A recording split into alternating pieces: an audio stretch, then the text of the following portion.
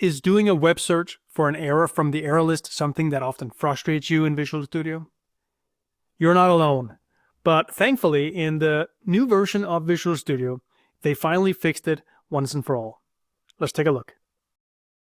It used to be that when you copied from the error list any errors, and you were to paste that somewhere, let's just paste it in a text file here, you would get the entire content of that row, including all the columns from the error list.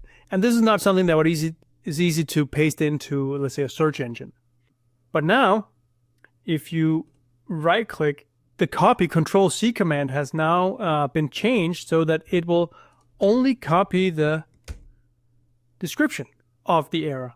So now we have kind of the clean error message that we can paste wherever we want into it, whenever search engine we want it to use. You can also go in and say, right-click and say, hey, search the web for help, or click Control F1, and that opens a browser that already has, a search engine searching for this particular issue.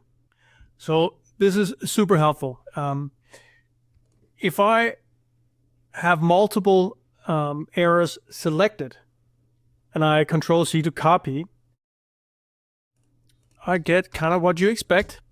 The description of each are copied into the clipboard right here. But I can still, if I want that behavior from before where it copies the entire, all the rows and column headers and everything, I can still do that by hitting Control-Shift-C or copy rows in the context menu when I right-click. And so that will look something like this. So the error list now is a lot kind of simpler and probably more what you would expect. And so this is something that I'm very excited that we finally have to make things easier. It's been a paper cut for many, many years, if not decades, and now it's finally here. So I hope you enjoy it. See you in the next video.